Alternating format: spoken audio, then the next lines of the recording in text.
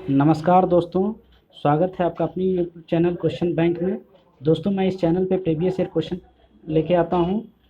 यदि आपको मेरा काम पसंद आ रहा है तो मेरे चैनल को लाइक और सब्सक्राइब करें। देखिए, अभी बिहार कर्मचारी चयन आयोग के द्वारा third graduate level competitive examination का फॉर्म आया हुआ है और इसका फॉर्म भरना शुरू हो गया है। तो चलिए देखते हैं कि इस फॉर्म में क्या क्या जानकारी मांगी जा रही है और फॉर्म को कैसे कैसे भरना है। तो चलिए शुरू करते हैं। देखिए, सबसे पहले जब इस फॉर्म को खोलेंगे आप वेबसाइट पे, तो आपसे सबसे पहले रजिस्ट्रेशन कराया जाएगा। रजिस्ट्रेशन में क्या क्या जानकारी मांगी जा रही है तो चलिए देखते हैं उसको। देखिए, सबसे पहले यहाँ आपसे आपका नाम पूछा जा रहा है। इस कॉलम में आप अपना नाम डालेंगे। फिर आपसे आपकी जेंडर पूछी जा रही है। यदि मेल है तो मेल डालेंगे, फीमेल है तो फीमेल डालेंगे, ट्रांसजेंडर है तो ट्रांसजेंडर डालेंगे। ठीक है। डोमिसाइल आपसे पूछा जा रहा है, बिहार राज्य के निवासी हैं या नहीं। यदि आप बिहार राज्य के निवासी हैं तो आप यस करेंगे, नहीं है तो नो टिक करेंगे। फिर आपसे आपकी कैटेगरी पूछी जा रही है। यदि आप जनरल में हैं तो जनरल में टिक करेंगे, एमबीसी में है तो एमबीसी टिक करेंगे, बीसी में है तो बीसी टिक करेंगे, एससी है तो एससी में टिक करेंगे और एसटी में है तो एसटी में टिक करेंगे। ठीक है दोस्तों। फिर आपसे पूछा जा रहा है कि क्या आप ईडब्ल्यूएस में बिलोंग करते हैं। यदि आप ईडब्ल्यूएस में आते हैं तो यस करेंगे, नहीं तो नो करेंगे। आगे देखिए दोस्तों, आगे थोड़ा ऊपर कर लेते हैं। फिर आपसे पूछी जा रही है, do you belong to non creamy layer. यदि आप नॉन क्रीमी लेयर में आते हैं दोस्तों तो आप यस करेंगे, नहीं आते हैं तो आप नो करेंगे। फिर आपसे पूछा जाए, are you person with disability. क्या आप विकलांग व्यक्ति हैं। यदि आप हैं तो आप यस में टिक करेंगे, नहीं है तो नो में टिक करेंगे। फिर आपसे पूछी जा रही है, नेचर ऑफ डिसेबिलिटी। क्या आपकी जो डिसेबिलिटी है परमानेंट है या टेम्प्रोरी है। तो यदि जैसा आपके सर्टिफिकेट पे लिखा होगा, परमानेंट लिखा होगा तो परमानेंट पे टिक करेंगे और टेम्प्रोरी लिखा होगा तो टेम्प्रोरी पे टिक करेंगे। फिर पूछा जा रहा है, are you person with minimum 40% disability. क्या आप न्यूनतम 40% डिसेबल्ड व्यक्ति हैं। यदि आप हैं तो आप यस करेंगे, नहीं है तो नो टिक करेंगे। फिर आपसे पूछा जा रहा है, are you an ex serviceman. क्या आप भूतपूर्व सैनिक हैं। यदि आप हैं तो आप यस करेंगे, नहीं है तो नो करेंगे इस कॉलम में। भूतपूर्व सैनिक दोस्तों वो होते हैं जो भारतीय सेना के तीनों अंग से रिटायर किए होते हैं, जिसमें आर्मी, एयरफोर्स और नेवी आते हैं। फिर आपसे, यदि आप भूतपूर्व सैनिक हैं तो आपसे आपके रिटायरमेंट की date day month and year पूछी जाएगी। आपको डालना पड़ेगा कि आप कितने तारीख को, कौन से महीने में, किस साल में आप रिटायर किए थे। ठीक है। फिर देखिए, अगला कॉलम में पूछा जा रहा है, Bihar government employee who has rendered not less than 3 year regular and continuous service. पूछा जा रहा है, क्या बिहार सरकार के कर्मचारी हैं जिन्होंने कम से कम 3 साल नियमित और रेगुलर सर्विस की है। यदि आप 3 साल लगातार और नियमित सर्विस किए हैं तो आप यस करेंगे, नहीं किए हैं तो आप नो करेंगे। ठीक है। अगला जानकारी आपसे पूछी जा रही है शिक्षा के बारे में। Do you have education qualification as per advertisement. मतलब क्या आपके विज्ञापन के अनुसार शैक्षणिक योग्यता है। यदि है तो आप यस करेंगे, नहीं है दोस्तों तो आप नो करेंगे। दोस्तों, आप थोड़ा ऊपर बढ़ा लेते हैं। देखिए, आगे के कॉलम में दोस्तों आपसे पूछी जा रही है मोबाइल नंबर की जानकारी। आपको इसमें वही मोबाइल नंबर डालना है दोस्तों जो इंटायर रिक्रूटमेंट प्रोसेस तक आप इसको रखेंगे, क्योंकि जो भी आयोग द्वारा जो भी कम्युनिकेशन होगा आपको मोबाइल नंबर के जरिए ही होगा और ईमेल आईडी के जरिए होगा। तो इसमें देखिए, मोबाइल नंबर यहाँ कंफर्म मोबाइल नंबर करना है, फिर इसमें ईमेल आईडी डालना है और फिर इसमें भी कंफर्म ईमेल आईडी करना है। तो ये कम्युनिकेशन के लिए बहुत महत्वपूर्ण है, इसमें आप सोच समझ कर डालेंगे।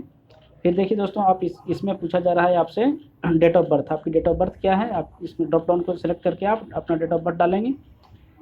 आप जैसे डेट ऑफ बर्थ डालेंगे दोस्तों, इस कॉलम में आपका आ जाएगा कि 1/8/2021 की आपकी उम्र कितनी है और फिर इस कॉलम में आ जाएगा कि 1/8/2015 को आपकी उम्र कितनी है। फिर आगे थोड़ा ऊपर खिसका लेते हैं। फिर देखिए दोस्तों, यहाँ पे है कैप्चा डालने का। आप इसमें कैप्चा डालेंगे, फिर सेव एंड नेक्स्ट पे क्लिक करेंगे। जैसे ही आप सेव एंड नेक्स्ट पे क्लिक करेंगे दोस्तों, आपके एक मोबाइल नंबर पे एक रजिस्ट्रेशन नंबर आ जाएगा। रजिस्ट्रेशन नंबर आ जाएगा, एक पासवर्ड आ जाएगा। आप उस रजिस्ट्रेशन नंबर के पासवर्ड से अकाउंट में लॉगिन करेंगे। लॉगिन करने के बाद आपसे पर्सनल डिटेल पूछी जाएगी, आप उसको भरेंगे। तो चलिए हम लॉगिन करके दिखाते हैं कि क्या क्या जानकारी मांगी जा रही है और कैसे कैसे भरना है। दोस्तों, जैसे ही आप अकाउंट में लॉगिन होते हैं तो सबसे पहले आपको यहाँ पे रजिस्ट्रेशन नंबर मिल जाता है। ये वही रजिस्ट्रेशन नंबर होता है जो आपके मोबाइल नंबर पे आया हुआ होता है। फिर देखिए, स्टेप 1 में लिखा हुआ है पर्सनल डिटेल्स। आप पर्सनल डिटेल जानकारी देना होगा। फिर आपको पेमेंट प्रोसेस में पेमेंट करना होगा। फिर आपको एजुकेशन डिटेल्स डालनी होगी। फिर आप फ़ोटो सिग्नेचर अपलोड करेंगे। फिर आप अपना एप्लीकेशन स्लिप प्रिंट आउट ले लेंगे। ठीक है। तो आइए, फिर देखिए एक मैसेज आ रहा है, यदि आपको अपने पंजीकृत मोबाइल नंबर पर पंजीकरण संख्या ये प्राप्त हुआ हो तो आगे बढ़ें, अन्यथा लॉग आउट बटन पर क्लिक करें। यदि आपके पास आपके मोबाइल नंबर पर रजिस्ट्रेशन नंबर आ जाएगा दोस्तों, तभी आप आगे बढ़ेंगे, नहीं तो आप यहाँ पे क्लिक करके आप लॉग आउट कर जाएंगे। ठीक है, तो देखिए पर्सनल डिटेल्स में दोस्तों सबसे पहले आपकी नाम पूछी जा रही है, तो नाम आप रजिस्ट्रेशन के समय में डाले ही थे, यहाँ पे शो होगा दोस्तों। उसके बाद पिता का नाम पूछा जा रहा है, फिर माता का नाम पूछा जा रहा है, तो माता का नाम भी आप डाल देंगे दोस्तों। ठीक है दोस्तों, पिता का नाम और माता का नाम बहुत ध्यान से भरेंगे दोस्तों।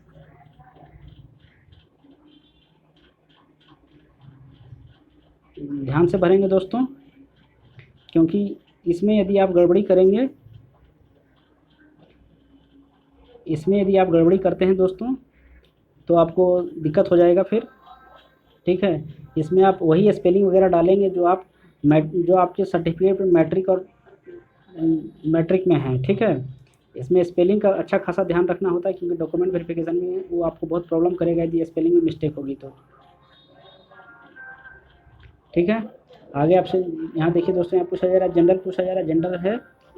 फिर आपसे देखिए यहाँ पे एक कॉलम है, डोमिसाइल ऑफ बिहार स्टेट हैं, बिहार सरकार के बिहार राज्य के निवासी हैं, तो यस किए हुए हैं। तो आपसे फिर आपका डेट ऑफ इशू पूछा जा रहा है कि आपका निवासी प्रमाण पत्र कब बना है, फिर आपका निवासी प्रमाण पत्र की संख्या क्या है, फिर आपके निवासी प्रमाण पत्र किसने इशू किया है, कौन सा अधिकारी ने इशू किया है, वो यहाँ डालना है।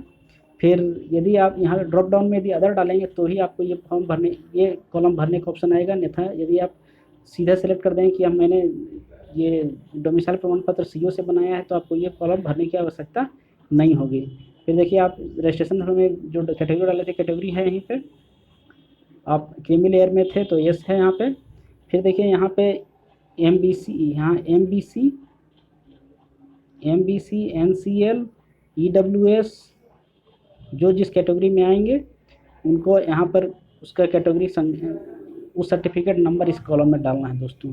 ठीक है, और फिर वो सर्टिफिकेट जो MBC का सर्टिफिकेट है, तो MBC सर्टिफिकेट के तिथि यहाँ डालना होगा, इशू करने की तिथि, इशू करने वाला अथॉरिटी का नाम यहाँ डालना होगा, और फिर यहाँ पे यदि अदर चूज़ करेंगे तो ही इस कॉलम को भरना है, अन्यथा इसको नहीं भरना है। फिर पूछा जा रहा है आप डिसेबल्ड है, तो डिसेबिलिटी के लिए जो क्राइटेरिया है दोस्तों आपको वो सब भरना पड़ेगा। दोस्तों ये सब जानकारी आपका रजिस्ट्रेशन नंबर में ही था, तो ये सब दोबारा बताने की ज़रूरत नहीं है। यहाँ ये सब जानकारी सारा रजिस्ट्रेशन नंबर का ही जानकारी है दोस्तों, तो ये सब तो पहले ही देख चुके हैं, इसलिए इस पर डिस्कशन करना ज़्यादा सही नहीं है। फिर दोस्तों इसमें पूछा जा रहा है कि वार्ड ऑफ फ्रीडम फाइटर हैं, यदि आप हैं तो यस करेंगे, और नहीं है तो नो पे टिक करेंगे। फिर पूछा जा रहा है कि फ्रीडम फाइटर के लिए आप आश्रित हैं, तो वो आप उसका एक सर्टिफिकेट आपको देना पड़ेगा, तो उसका सर्टिफिकेट नंबर आपको यहाँ पे लिखना होगा। और फिर ward of freedom fighter issuing authority, आप वो जो फ्रीडम फाइटर पे आश्रित हैं उसका प्रमाण पत्र आप कहाँ से बनाए हैं, वो अथॉरिटी का वहाँ सेलेक्ट करना पड़ेगा आपको। और फिर आपके यहाँ पे इस कॉलम में आपसे पूछी जा रही है आपकी राष्ट्रीयता कहाँ है की है, तो आप राष्ट्रीयता यहाँ सेलेक्ट करेंगे। फिर आपसे यहाँ पर एक आईडी प्रूफ पूछी जा रही है, आप इसमें आईडी प्रूफ डालेंगे। फिर आईडी प्रूफ संख्या यहाँ पे भरना होगा दोस्तों। फिर आप जिस तरह से मैट्रिक में अपना बॉडी पे आइडेंटिफिकेशन मार्क डालते थे, उसी तरह से यहाँ पे भी आइडेंटिफिकेशन मार्क डालना होगा। अब फिर ये कॉलम आ जाता है दोस्तों एड्रेस का, आप इसमें एक एड्रेस डालेंगे, ये करस्पॉन्डेंस एड्रेस है, ये परमानेंट एड्रेस है। ठीक है दोस्तों तो यदि दोनों सेम है तो आप सेम पे टिक करेंगे, अन्यथा सेम पे टिक कर देंगे तो ये बॉक्स अपने आप भर जाएगा। ठीक है दोस्तों, ये थोड़ा आगे बढ़ा लेते हैं। इस तरह से आप एड्रेस भरने के बाद, इस कॉलम को भरने के बाद, ये दोनों कॉलम को भरने के बाद आप सबमिट पे क्लिक करेंगे तो आपका फॉर्म सबमिट हो जाएगा दोस्तों। ये पर्सनल डिटेल आपकी सबमिट हो जाएगी। पर्सनल डिटेल सबमिट होने के बाद दोस्तों आपको पेमेंट ऑप्शन पे आना है, और फिर पेमेंट करना है। आप QR कोड के माध्यम से, ATM कार्ड के माध्यम से, डेबिट कार्ड के माध्यम से, इंटरनेट बैंकिंग, किसी भी मोड से आप अपनी कैटेगरी के अनुसार पेमेंट कर देंगे। ठीक है, पर्सनल डिटेल सबमिट करने के बाद दोस्तों आपको पेमेंट कर देना है। पेमेंट करने के बाद एजुकेशनल डिटेल्स फॉर्म फिलअप करना है, फिर फ़ोटो सिग्नेचर अपलोड करना है, फिर आपको एप्लीकेशन स्लिप प्रिंट आउट ले लेना है। ठीक है दोस्तों, तो अभी मैं पर्सनल डिटेल्स तक ही फॉर्म भरा हूँ, पेमेंट अभी मैं नहीं किया हूँ। तो ऐसा उम्मीद करता हूँ कि जितनी जानकारी पर्सनल डिटेल्स में मांगी जा रही है, महत्वपूर्ण जानकारी पर्सनल डिटेल्स में ही है। लोगों को कन्फ्यूजन उसी समय हो रहा है, सर्टिफिकेट वगैरह में इशू हो रहा है, तो वो सब इस वीडियो में आपको दिखाई दिया हूँ। ठीक है दोस्तों, यदि आपको मेरा चैनल अच्छा लगा तो आप मेरे चैनल को लाइक करें, शेयर करें, सब्सक्राइब करें। धन्यवाद। मिलते हैं अगले वीडियो में प्रीवियस ईयर क्वेश्चन के साथ।